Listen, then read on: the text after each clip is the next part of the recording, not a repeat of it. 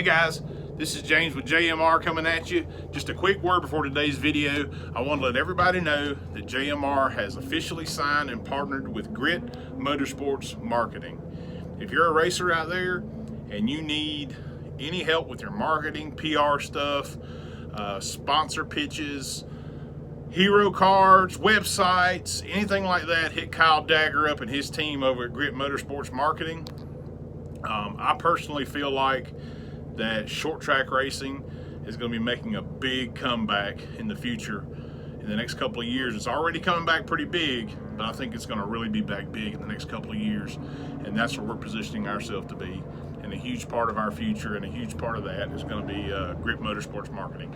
So check those guys out. If you need anything, show them guys some love, and enjoy the video. Okay guys, so I meant to shoot some video yesterday of actually putting the engine in this thing, but we kind of got into it, and quite honestly I just forgot. Man, hopefully that sun didn't screw in this video, but give you guys kind of a walk around of the car here.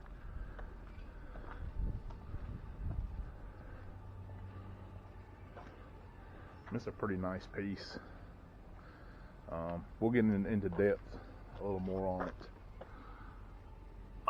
on it in another video, but and hey, another thing too, just to let you guys know, we don't have a shop yet. Our shop is the 2-car garage on my house, and right now it's sharing space with Chase's drift car. So what we're doing is, got a friend of mine that has a little metal building. We're keeping the race car kind of stored over there, and let me straighten you guys out while we're not working on it. And then when we are going to work on it, we bring it over here, switch it out with the drift car, all that good stuff. So the plan as of right now is, once the season kind of gets rolling, and we get going, you know, Mark is going to move up here from Florida. I'm in North Carolina, and he's going to get a house with a 2-car garage. So temporarily that's going to become the race shop. This will continue to be the drift shop, and then probably later on in the year, like maybe close to the end of the season, we're going to start looking around for some actual shop space, because we're going to end up having multiple cars and things like that, spare engines and stuff like that. And, you know, we're making do right now. This is cool. This is okay. This is old school. I dig it. But eventually, you know, we're going to need more space. So right now, we've got to look at making some engine mounts. Tighten you guys up there a bit. You're a little loose. I apologize. We got like a GoPro style camera, and this is all new to me, so just bear with us.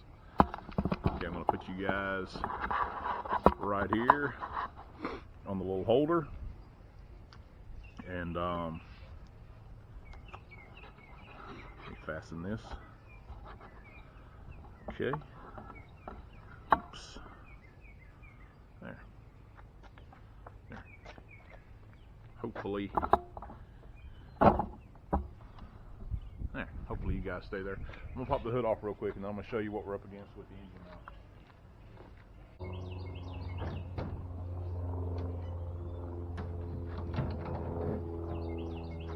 Put this over here real quick.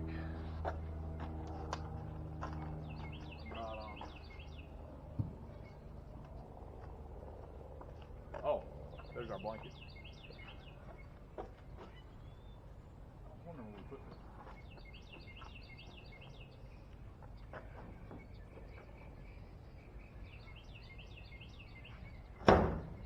Okay, all right. Now let's get you guys off of there and go over here and take a look at some of the issues we have. All right, so we got the engine in. I did another little video on this thing. This is a Ford Senior crate engine, and fortunately the mid-mount mounts were in the right position. So we didn't have to change that stuff. Kind of see that one back there. But this car had a Chevrolet engine in it, and they had it in with motor plates. So in looking at it, we've either got to make some kind of an engine plate, or down here we've got to build something off of this to bolt the engine to. And we had a little bit of trouble with the transmission and the shifter. I've never ran into a transmission shifter situation to mount to anything in a late model. But this engine and transmission combo came out of a straight rail car, so that could be some of it. It's nothing serious, but it is going to take a little bit of thinking and a little bit of reworking some stuff. It's just kind of new to me to have to do that on a late model. There's usually plenty of room underneath, but not on this guy. All right, so I'm going to cut you off there, and we're going to figure out what we're going to do about these mounts, and I'll bring you back. All right, so I've been waiting on Mark to get over here to switch these two cars out so we can put this thing in the garage. But it's pretty nice out here today, so I'm out here in the driveway just working on these engine mount things. And what I think I came up with was, instead of welding something else into the chassis that may or may not have to come back out later, what I came up with was I just went and made a pattern, this guy right here, and I think we're going to be able to use the original motor plate mounts that were in here, which is good because that way, if we ever want to put a Chevrolet engine back in here, which is highly possible, these mounts will work with the Chevrolet as well. And this is just a simple little mount, a simple little pattern that I made. I just grabbed something I had laying around. If I'm making something super precise, I like to use actual pattern material. But if I can't get a hold of that, if you go to somewhere that sells the poster board, like for your kids' school stuff, that poster board makes excellent pattern material. But that was just an old paper folder that I had in the garage, and that's kind of the point, you know. Just sometimes you just got to use what you have and get it done. I've got some 1/2-inch aluminum plate material, just some odd stuff that I bought.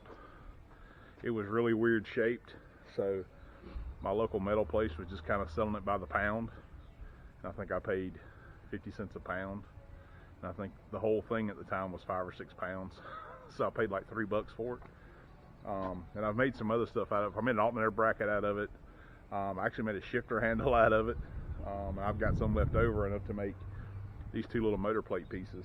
And that's the thing, guys. I mean, if you're a budget racer, I always tell guys, you know, don't buy the latest and greatest speed parts and all that stuff there. Buy good stuff for the car, but also spend your money on equipment and material, so that you can kind of learn to do this stuff yourself. These are going to be pretty simple. We're going to knock these out probably with a bandsaw. There's going to be no aluminum welding on it. So it's something that really anybody could do. Now this side over here, we're going to have to shorten this guy here to make the plate work. But still, I think it'll be okay. There's Marky Mark calling. Let's go see what kind of excuse he has for not being here. Hang on. Oh, let's call him back. Topper shelf and tortilla bowls. Bowls on top those flat bottom shelves and bowls stand in place. Oh, shit. Cancel. Easier to hold. Wrong guy. And eat. Ah, fuck. I called him again. Wrong guy. There we go. Marky Mark. Marky Mark. Hey, dude, what's up? You did what? I'm going to stop at plant since I'm right here. Oh, yeah. Knock that out, man. Alright, see you in a few. Alright, bye. One stew. Get everyone excited to Okay, yeah, so that was our boy Mark. He had he actually had an appointment this morning at 10:30 to meet with someone. And I guess I didn't look at the time, it must be getting pretty close. He's gonna swing by there before he gets here. But I'm just gonna keep jamming away on these patterns of the mounts. And I mean, you'll see that, like, obviously this kind of bends coming to this, so we're gonna have to space this out a little bit, but that's plenty good enough for something to start. And being how it's basically free floating, I mean, it doesn't have to be precise, it just has to fit on there. And I kind of like to make mine look good. You don't necessarily have to. And in these holes, we're not going to put the holes for the, you notice I made this a little bit longer this way, because this engine's actually got to come up probably somewhere around 3/4 of an inch to get the oil pan above the cross member. So once we actually have the engine up where it goes, we'll mark those holes and drill them out of the plate. So I'm gonna keep jamming away on that.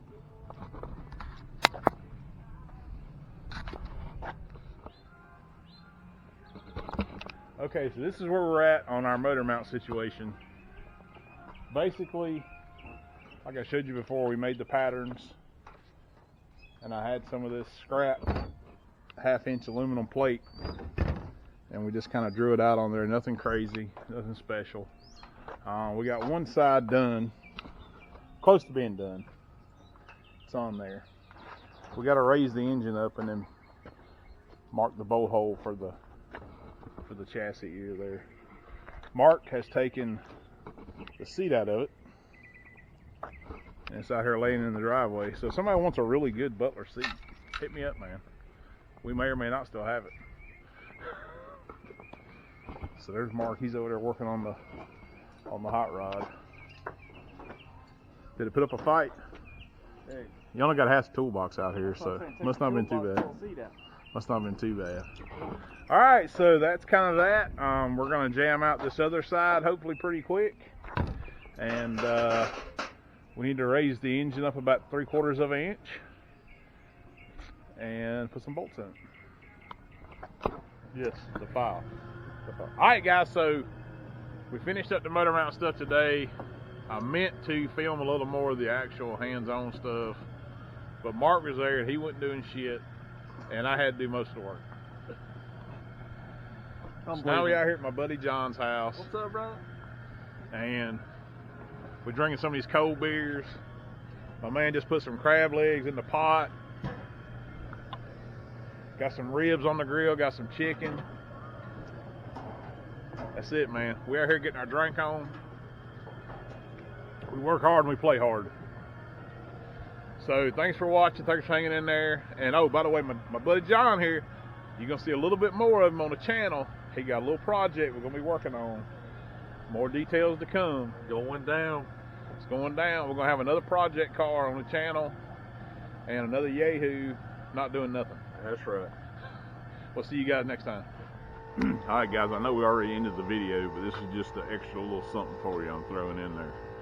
We got kind of lazy yesterday, and we're supposed to take this race car back to my buddy's. It's put in his little building.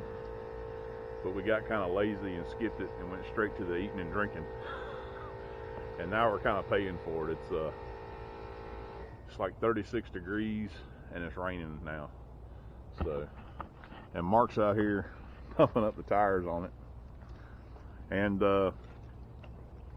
we both may have drank a little too much last night. It could have happened. I've seen us do it. But